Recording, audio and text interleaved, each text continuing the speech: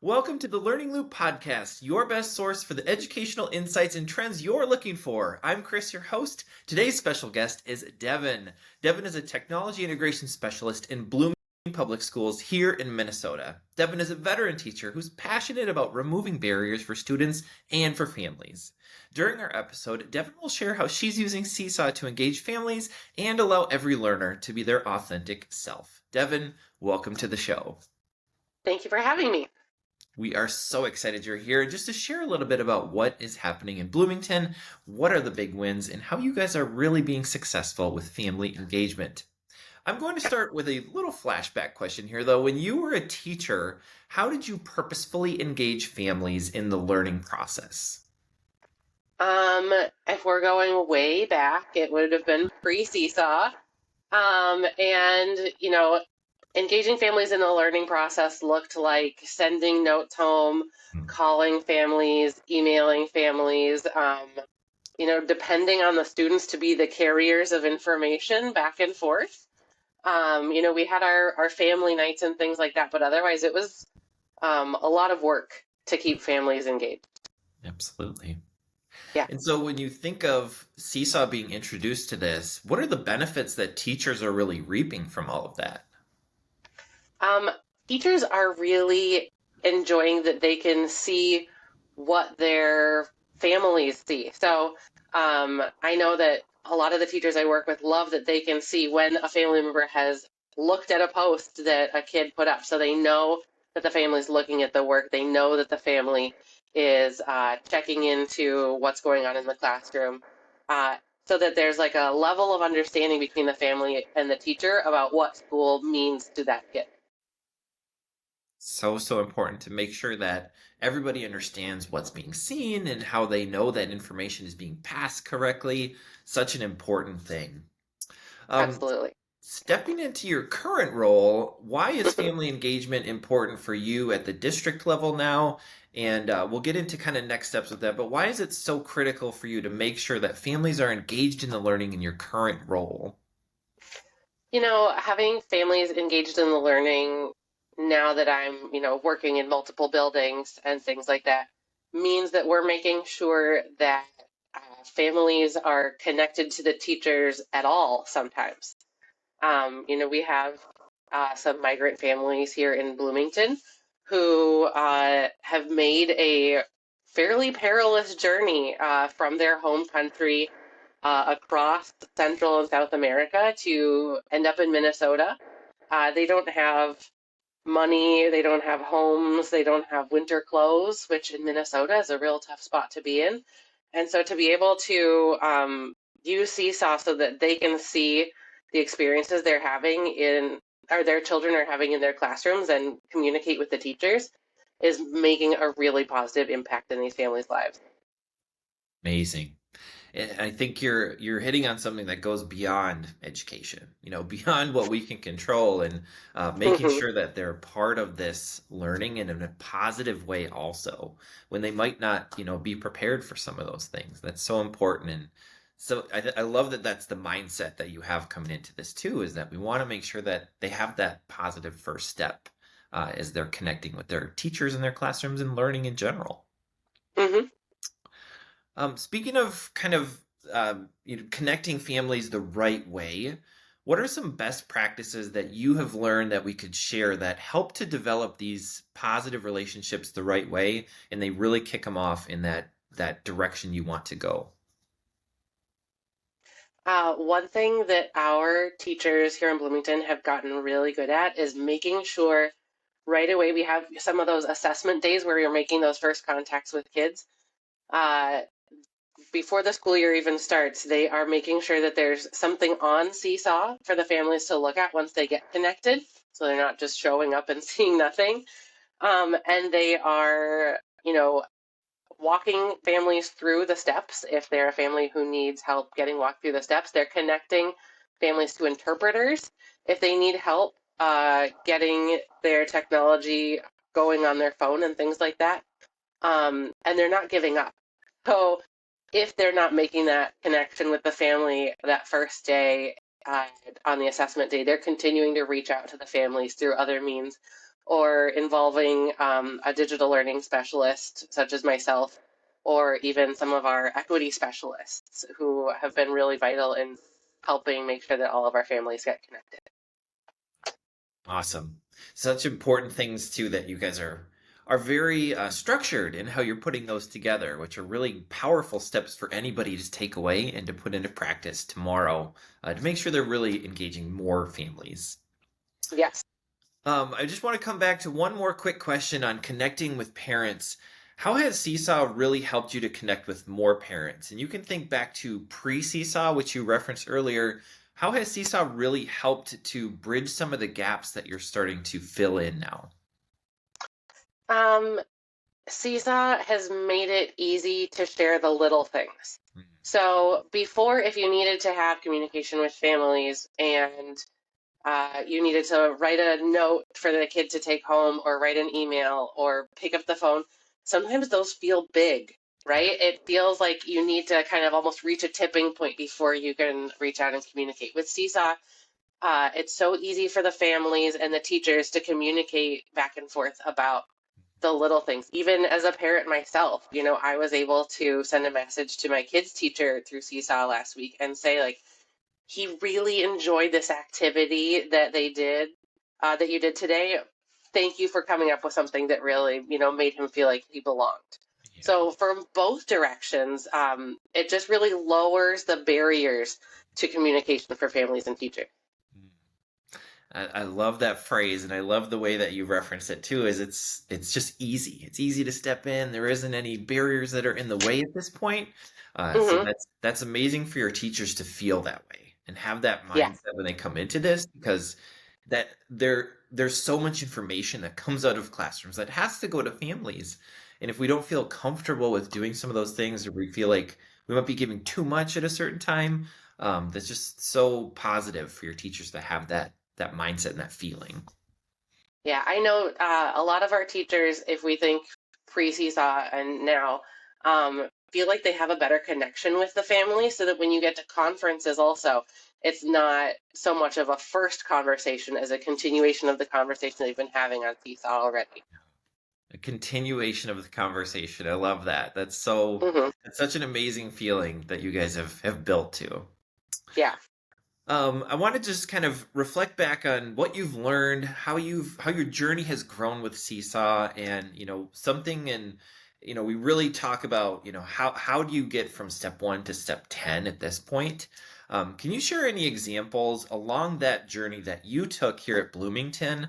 Any examples that really highlight the impact that these relationships and that Seesaw has really had with your students and in your classrooms? Do you have any examples and or stories that you'd feel like sharing, just to kind of help to paint the picture of the journey that you guys have taken? Yeah, I think that Seesaw, we've had some really great district leadership around bringing Seesaw into Bloomington, and they really allowed for this organic growth to kind of start Seesaw small, and it was just, I want to say brilliant. It was amazing how they knew that it was such a good tool that it kind of caught on, and teachers almost had like the FOMO, the fear of missing out, that, oh my gosh, that teacher's using Seesaw and look at the incredible things they're doing in their classroom. I want to learn more about it. I want to try it. I want to do it too. And we were able to kind of grow that way until we reached a critical mass, and then also the pandemic. And we were able to say, now that we have so many teachers using it, what are our purposeful next steps? So things like having a checklist of things for teachers to do in Seesaw at the beginning of the school year, like renaming their classroom so it's easier for students to figure out which teacher they need, or which teachers Seesaw classes they're in at once, or knowing that before conferences, the digital learning specialists will go through and look for those families who haven't gotten connected yet and provide that information to teachers and say, like, how can we support you in connecting to these families at conferences so we can really get that much closer to the 100% that we keep striving for. Yeah, amazing. Yeah, those. those purposeful steps that you're talking through, and anyone who ever strives for 100% too, is just such a positive way to kind of get to where you want to go.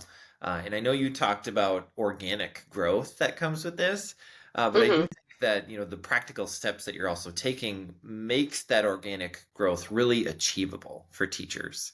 It's really easy steps for people to take and for families to take so that they're included in the learning process. So I just love that you kind of you laid them out in such a way that it's easy to get to where you want to. Hmm. So Yeah. I have just a couple questions left. We're going to go into our throw you for a loop question. This is just a silly question from me to All you. right. Would you rather have a pet dragon or a pet unicorn? Ooh. Um, I think I'm gonna go with unicorn, and it's based purely on the size factor. Like I feel like housing and feeding a dragon would require a lot more work, whereas a unicorn, roughly the size of a horse, I'm assuming he eats about the same amount as a horse. It's not gonna eat me out of house and home, and I'd be able to like practically incorporate it into our lives a little better. Oh, that's awesome. I love that. I love the rationale too around why you would choose it. I would probably choose a dragon because I would always love to fly on a dragon. I think that'd be really fun. But Mm. you're not wrong that feeding and housing a dragon would be something different. Yeah, how about you get a dragon, I'll get a unicorn, we'll meet somewhere and share. It'd be perfect. Oh, two more questions left, and then we'll kind of close things up. We always Hmm. end with some practical advice. Before that, I want to just kind of talk about your development around family engagement and your mindset around that, and how that might have changed over the course of your career. Do you have any insights or anything that you want to share with the audience about how it has changed and what kind of things you really prioritize, especially in your role now around family engagement? That just help you guys to be so mindful of families and to really lay out these positive paths for your teachers. Um, we have really discovered how integral it is to be looking at the data. Mm, When we are able to see, the number of family views in a school or the number of families connected by class and things like that, it really helps us get a picture on that bigger district level of uh, how are we doing as a district connecting with families. We don't have statistics for much else in terms of family engagement in the district. We mhm. know how many emails we send, but we don't know whether or not they get read. We know how many pieces of paper get sent home, and we don't know how many just end up in the recycle bin. But we have really worked to be purposeful at looking at the data that's provided by Seesaw to uh, focus our efforts in the right places in terms of family engagement. To say these are the things we're trying and they're working. These are the things we're trying, and we need to make some tweaks and keep moving. Love it. So important. And I'm being kind of a data mind myself. I think that's also the best way to look through that. And the way that the examples you laid out there are so important and so critical because every teacher does those things. We send email, Mm-hmm. we send home the little, the flyers, the permission slips, whatever. But we don't know what happens when they walk out of our schools unless we have data coming back to us that way. So I Mm-hmm. love that that's your big point of emphasis and how you really use that to improve and to measure what success looks like and how do we make sure we're moving forward all the time. So that's Yeah. amazing.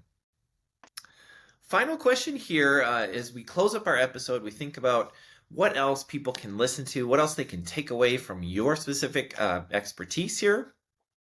What is one piece of advice that you'd share with somebody listening and how they can really grow some positive relationships with their families, whether they're at the district level or they're a teacher in their classroom? What's just one thing that they could start, they could try, they could do in their classrooms to help build positive relationships?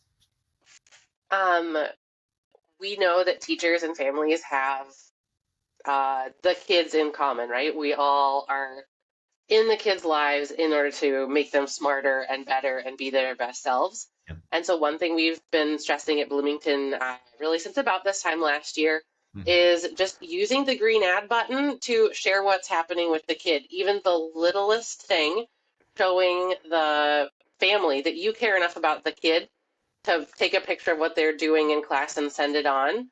It doesn't have to be, uh, a very, a 7-page Seesaw activity with all of the features. Parents and kids really benefit from Mhm. even the simplest things of take a picture of this cool thing that the kid drew, put it on Seesaw for the family to see, and then also be able to preserve it as an artifact in case you need items in a portfolio later on. Yeah. The most practical of first steps ever. And I love that one too because it's easy for teachers to do. It's easy even for kids to do, but it's super informative for parents and everybody surrounding that child in that learning process. Mhm. Absolutely love it. Well, Devin, we are closing up our episode. I just want to say thank you so much for taking the time today to share some expertise with us. We all know you're busy. We all know every educator is busy right now. And so thank you so much for taking some time to share some amazing things, not only about family engagement, but also about education in general and how to improve schools anywhere that you are. We thank you so much for taking the time. You're very welcome. Thank you. Bye.